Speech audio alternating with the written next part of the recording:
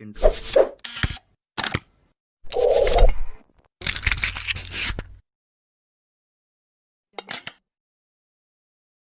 Assalamualaikum warahmatullahi wabarakatuh. Alhamdulillahirabbil alamin wassalatu wassalamu ala asrofil anbiya'i wal mursalin wa ala alihi wa sahbihi ajma'in. Amma ba'du.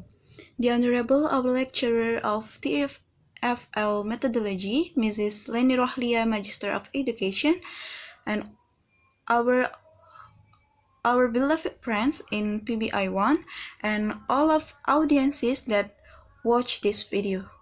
First of all, I would like to say thanks to Allah Subhanahu wa Ta'ala who give us a mercy and blessing because we can gather in online learning today in a good condition. Before we start our discussion today, let me introduce our member of groups. I'm Ade Bunga Izzati as a member and a moderator, and then Tasya Saputri, and then Novita Sari, and the last is Ameleta Aprilia. Okay, we are from group 1. We are going to discuss about language skills in TFL methodology and aspect of language in TFL of methodology. Now first, I want to discuss about language skills in TFL methodology. But before we know deeply about language skills in TFL methodology, we must know first what is language skills. Language is a system of symbols that permit people to communicate and interact. Symbols in here can include vocal, written forms, and gestures and body language. And then skills, we must know that in learning of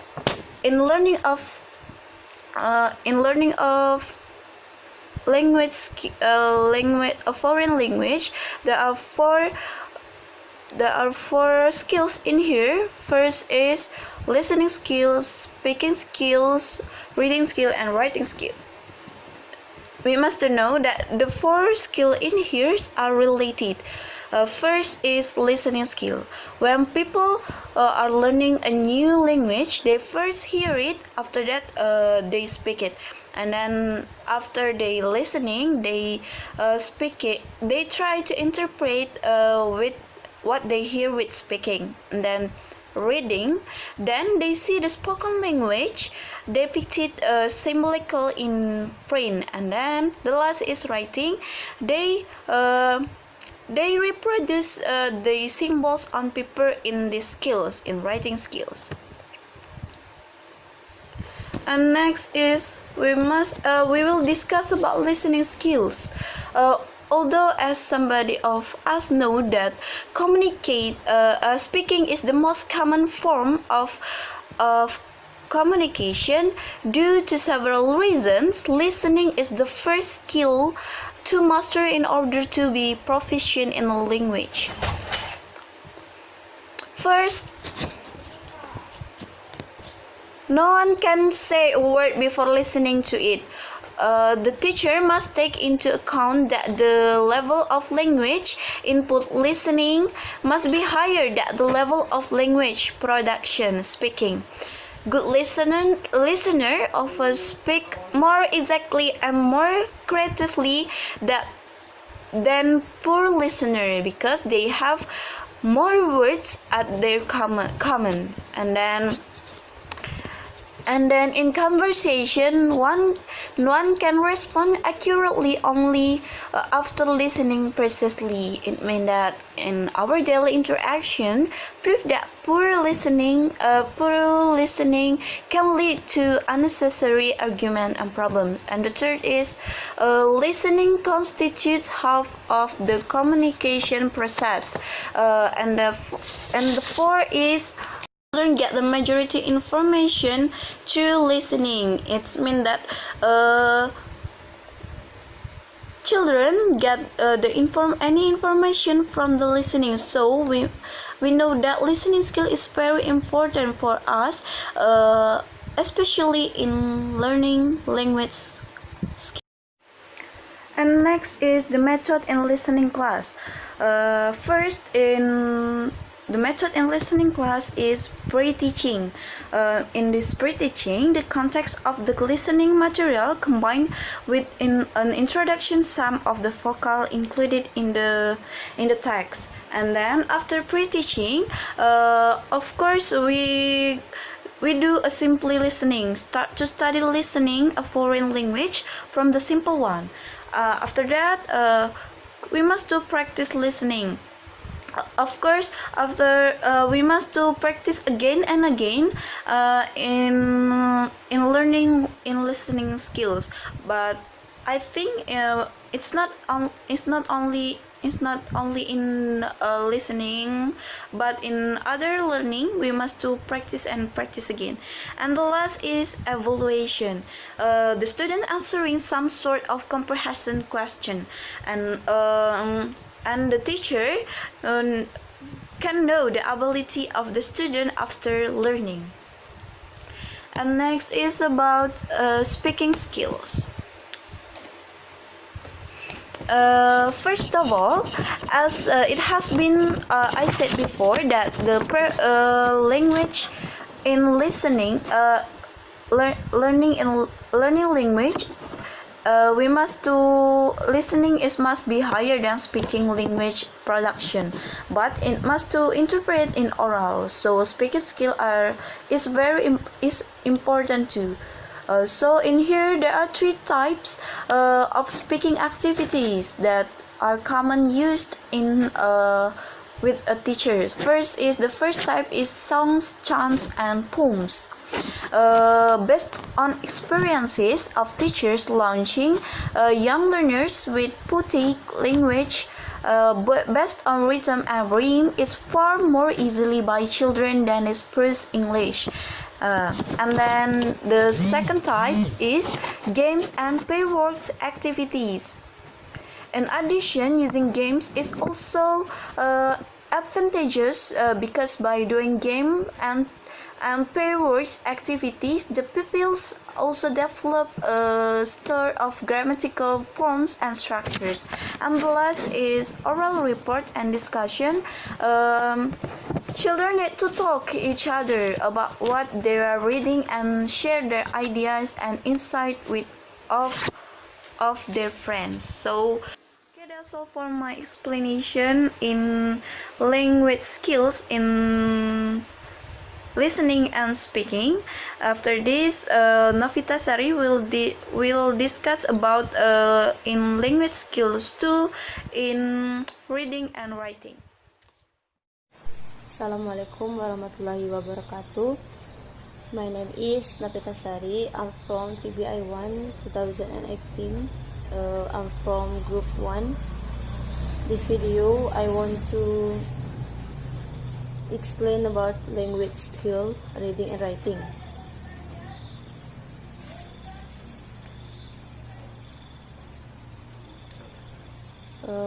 Reading is the most important skill in English language from other language skill in acquiring language. If students are good in reading, they will be good in other language skill, writing, speaking, and listening. For this reason, teacher of English language should focus on this skill. Reading is the receptive skill in the writing model. It can develop independent of listening and speaking skill.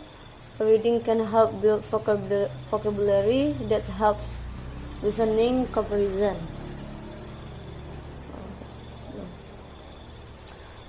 Reading will have you to develop a sense of which words are best used in which situation. Slight variation in will become clear the more you read English. It is helpful to slowly explore different situations and contexts your reading so that you are exposed to more vocabulary.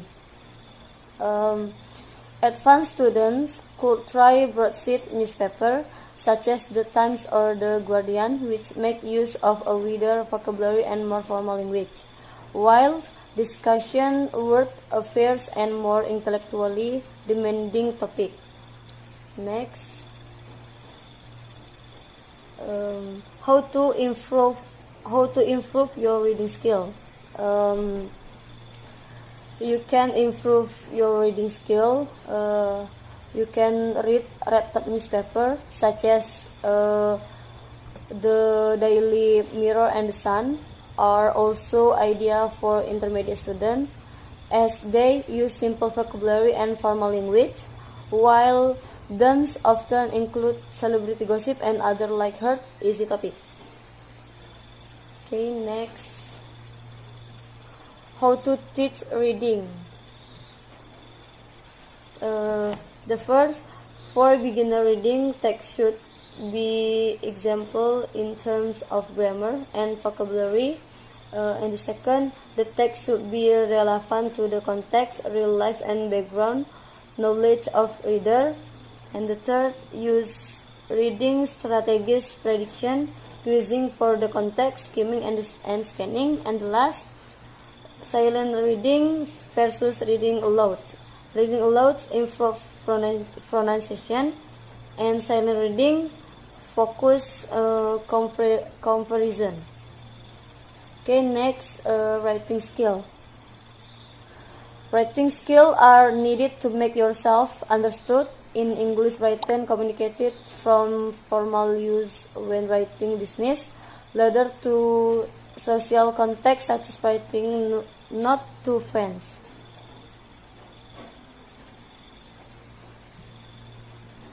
Writing is the productive skill, the writing model. It too is more complicated, seems to be the hardest of the skill. It involves not just a graphic representation of speech, but the development and the presentation of thought in a structured way.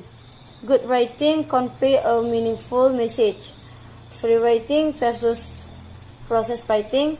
Free for college ideas and process for polishing a writing speech.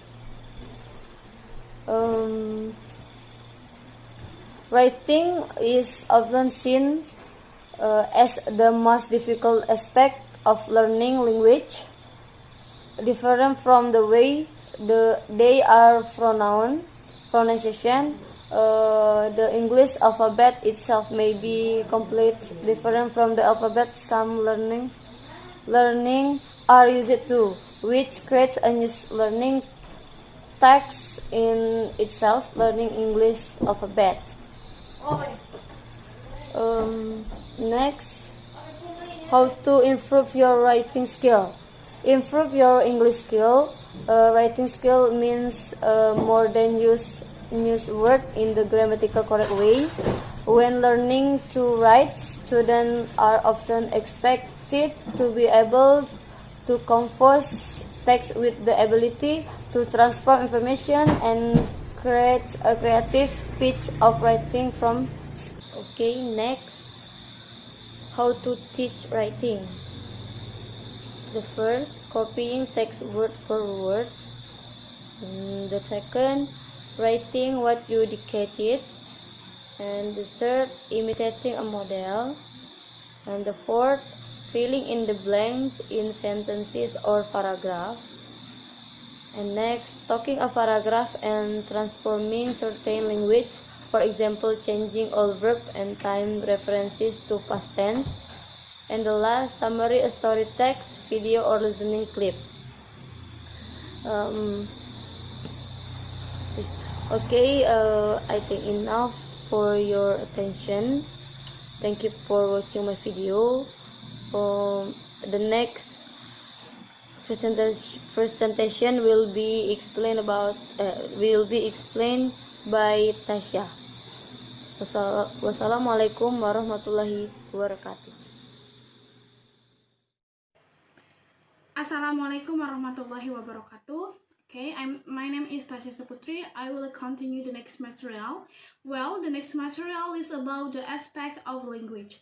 So, aspect of language, I will explain to you about the aspect of language is they are a structure, vocabulary, and pronunciations. Well, I will explain you one by one about the structure, vocabulary, and then the pronunciation. First, structure. All language have underlying structural rules that make meaningful communications possible. So, there are the 5 components of language are phonemes, morphemes, lexemes, syntax, and context, along with grammar, semantics, and pragmatics. These components work together to create meaningful communications among individuals. And this diagram outlines the relationship between type of linguistic units. Speech sounds make up phonemes, and then which make up words, and words make up sentences, which have literal meanings and contextual meanings. Okay. For 5 components language, I will explain you one by one about the 5 components of language. The first is a phonemes. Phonemes is the basic unit of a phonology. And the definitions of the phonemes is a smallest unit of sound that may cause a change of meaning within a language, but doesn't have meaning by itself. For example, the word bake and break. Only one phoneme has been altered, but a change in meaning has been triggered. The phoneme R has no meaning on its own, but by appearing in the word, it has completely changed the word's meaning. Okay, the second is the morphemes. Morphemes is the basic unit of morphology, are the smallest meaningful units of language. Thus, a morpheme is a series of phonemes that has a special meaning. If a morpheme is altered in any way, the entire meaning of the word can be changed. Some morphemes are individual words such as eat and or water.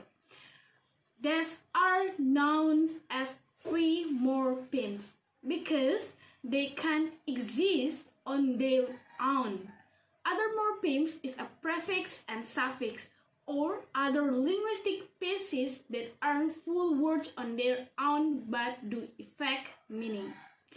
Because these morphemes must be attached another word to have meaning, they are called bond morphemes. Okay, the third component of language is lexemes. Lexemes are the set of inflected form taken by a single word. For example, member of the lexeme is run, include run, running, and ran. And the next component is syntax.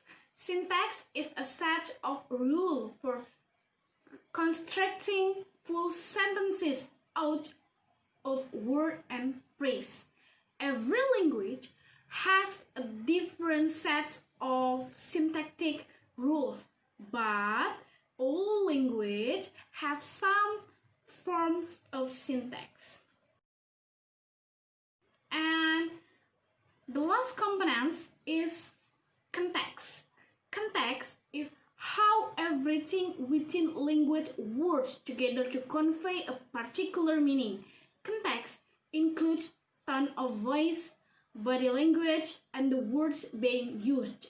Depending how a person says something, hold his or her body, or emphasize certain point a sentence.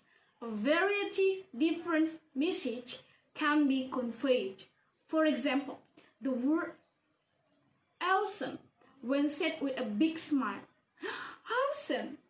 I like that. Okay, the next aspect is the vocabulary.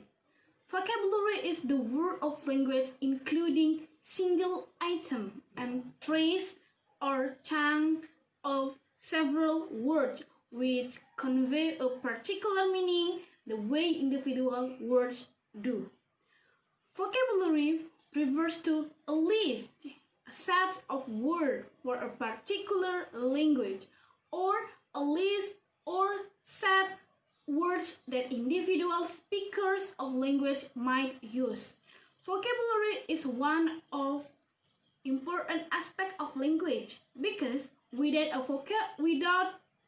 vocabulary, it can hamper language learning opportunity. So I have the reasons why vocabulary is important. Okay, importance of vocabulary first, because vocabulary play important role in language learning, because vocabulary is also an essential skill for learning read, speak, write, and listen. Without sufficient vocabulary, people cannot communicate and express their feeling both in front of spoken and written effectively. The more people master vocabulary, the more they can speak, read, and listen as they want. And according to Wilkin in Sainsbury states that without grammar, very little can be conveyed. But without vocabulary, nothing can be conveyed. It means that even someone has good grammar, but it will be useless if they don't know many vocabularies. In addition, this opinion is supported by UR that a vocabulary is one important thing to be touched in learning foreign language because it will be impossible to speak out without variety of words. Okay, the next is about the aspect of vocabulary language. There are three aspects of vocabulary knowledge. First is form of any word parts that make up this particular items. The form of a word involved is a pronunciation, spoken form, spelling, written form, and any word parts that make up these particular items, such as prefix, root, and suffix. An example for word parts can be seen with the word uncommunicative, where the prefix "an" means negative or opposite. Communicate is the root word, and "ev" is a suffix denoting that someone or something is able to do something. And the second is meaning. Meaning is the concept and what item it refers to. So, notion states that meaning encompasses the way that form meaning work together. In other words, the concept and what item it refers to and the associations that come to mind when people think about a specific word or expressions. And the last is used. Used involve the grammatical functions of the word phrase, collocations that normally go with it, and finally any constraint on its use in terms of frequently, level, and so forth. Okay, next is about the type of vocabulary. There are three types of vocabulary. The first type is core vocabulary.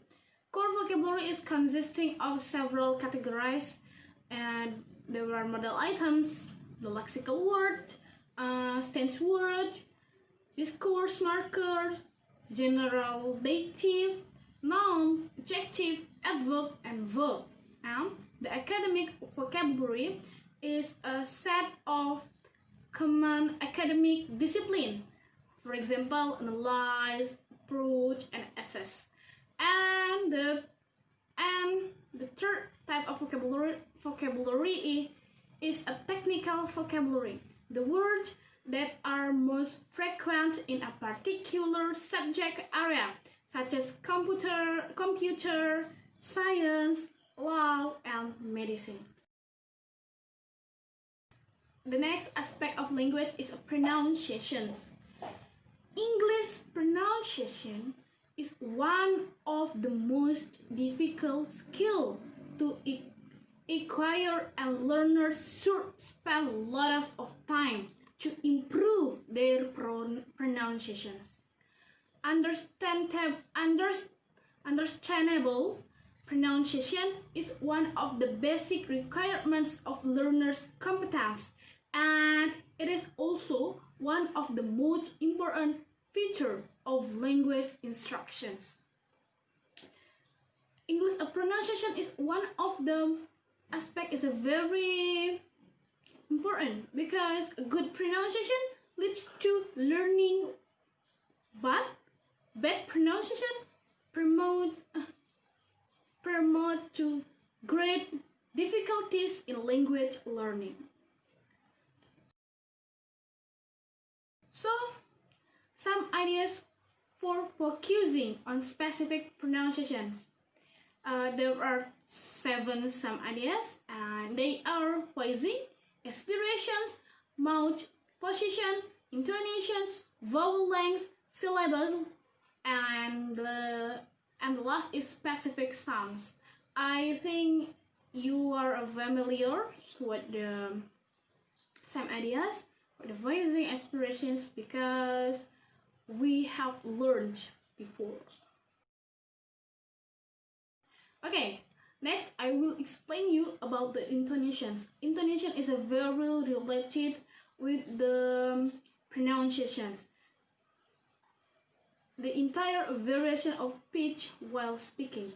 This is a definition of intonations.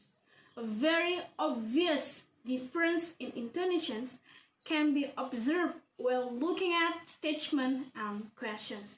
For example, when someone asks declarative questions like, "He found it on the street," the intonations or the voice is rising to higher pitch at the end of the word of the sentence, right? Okay.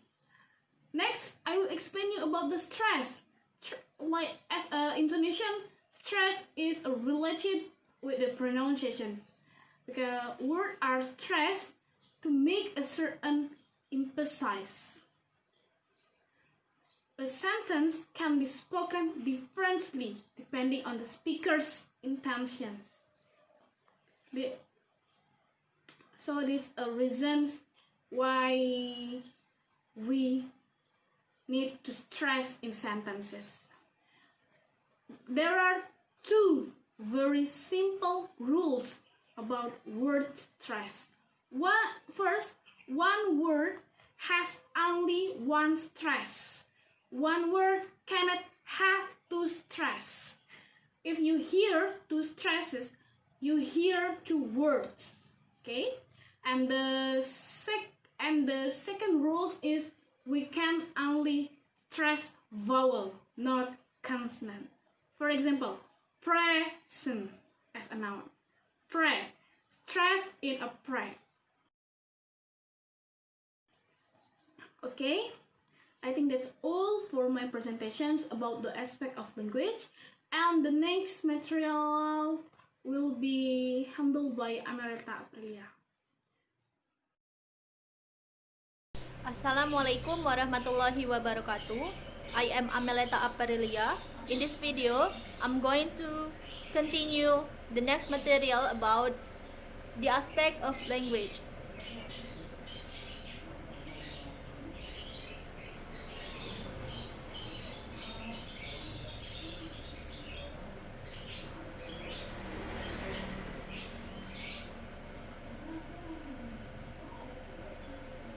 The aspect of language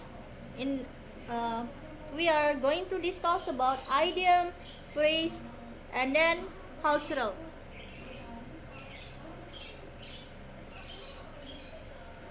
The first is we talk about idiom. What is the definition of idiom? Idiom, also called idiomatic expression.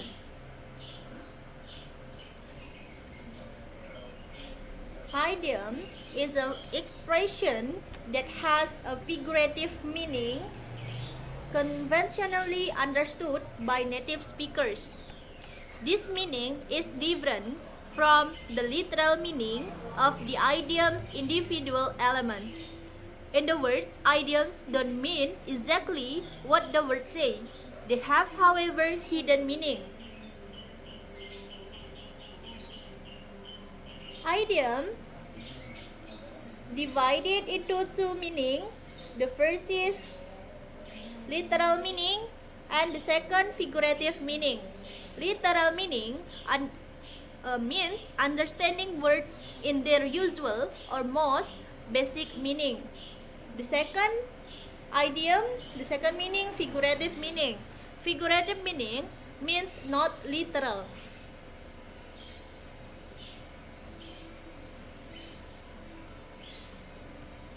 The example of idiom. The first example, he was under the weather this morning. I hope he feels better soon. As we can see, there is the underline in here, the underline sentence, under the weather. Under the weather is not as we can think that someone or the boy sit down or stand up under the weather. Is not like that, but the real meaning is feel sick. The boy feels sick. So he was feel sick this morning. I hope he feels better soon. The second example, it was like giving candy to a baby. Is not we give candy to a baby. It's not like that, but the real meaning is when you do like assignment or homework and you feel the assignment is very easy, especially when you do something wrong.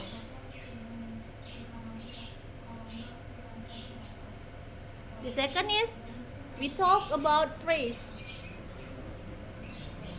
So what is the definition of praise?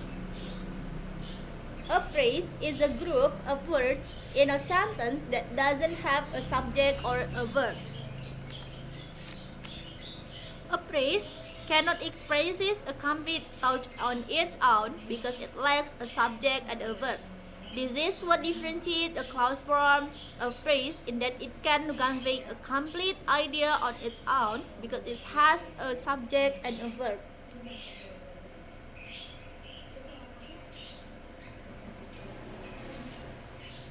Now, we talk about types of phrases.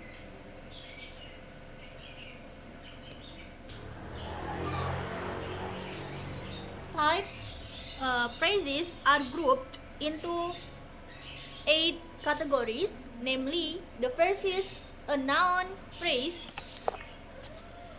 A noun phrase is composed of a noun and modifier.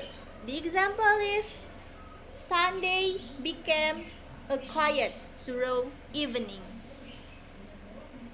The second type of phrases is verb phrase.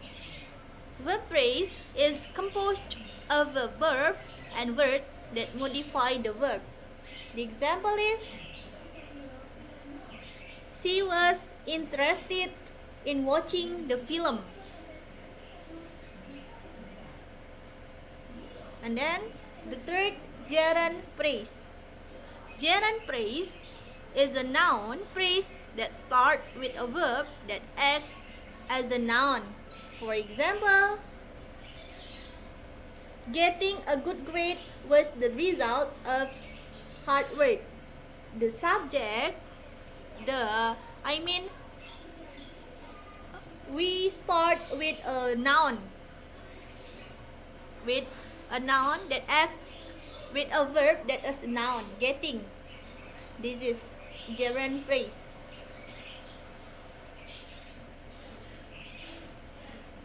The fourth type is infinitive phrase. Infinitive phrase is a noun phrase that starts with an infinitive verb. For example, he needs to work out on his weaknesses. The fifth type is a positive phrase. A positive phrase is a phrase that defines and reaffirms a noun. It's composed of single or multiple words. For example, a lion, the king of the jungle, is feared by all animals. This is the example of a positive phrase. Next, the sixth type is participle phrase. What is participle phrase? Participle phrase, this type of phrase starts with a present or past participle. For example, being aware of the situation, I wish I had never told her the truth. So, we start with a present participle, being. Next, the seventh type is prepositional phrase. Prepositional phrase can function as an adverb, adjective, or a noun and start with a preposition. For example, he was surrounded by dogs. The last type is absolute phrase. Absolute phrase is composed of a modifier noun and a participle. For example, the harvest declined with excessive sunlight. So in here, we modifier a noun and a participle.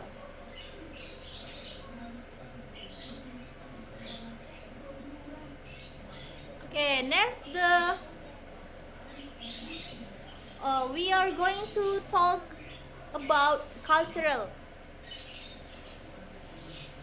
What is the definition of cultural? So, cultural is about differences and similarities between people. Culture is often referred to as differences between groups of people who do things differently and perceive the world differently. These differences indicate the extensive existence of different cultures. It is important to understand how cultural differences affect human perception of the world. Four components of culture. The first is values. What is values? Values which controls other component of culture. The second component is norms. Norms relates to patterns of behavior designed for individual members of a society in particular situations. The third component of culture is institutions. Relates to the division of a society where values and norms are applied. And then the last component of culture is artifacts. Artifacts are objects that are produced from the values and norms of a culture.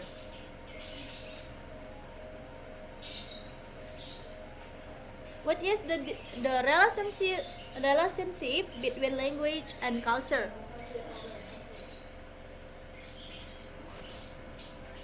Language and culture cannot exist without each other. There is an intimate relationship between language and culture.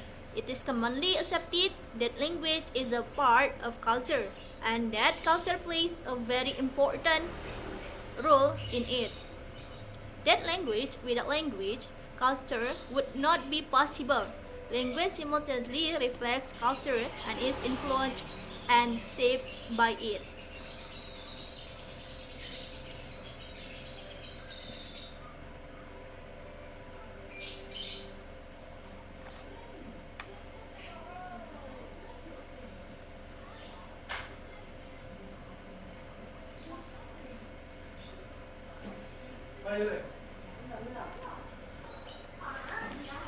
Next is about composition of culture.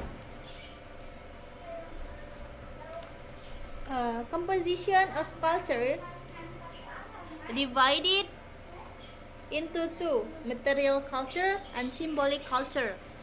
Material culture includes the objects associated with a cultural group, such as tools, machines, and buildings. And then the second, symbolic culture, includes ways of thinking, such as beliefs, values, and assumptions, and ways of behaving, like norms, interactions, and communications. Variations in culture. Variation in culture divided into three variations of culture. The first is multiculturalism. Values diverse racial, ethnic, national, and linguistic backgrounds. And dominant culture refers to the values, norms, and practice of the group within society that is most powerful in terms of wealth, prestige, status, and influence. And the last variation is a subculture. Is a group within society whose norms, values, and lifestyle differ from those of the mainstream.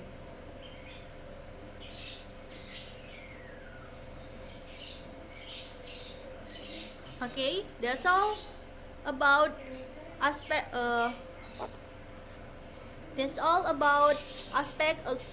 language.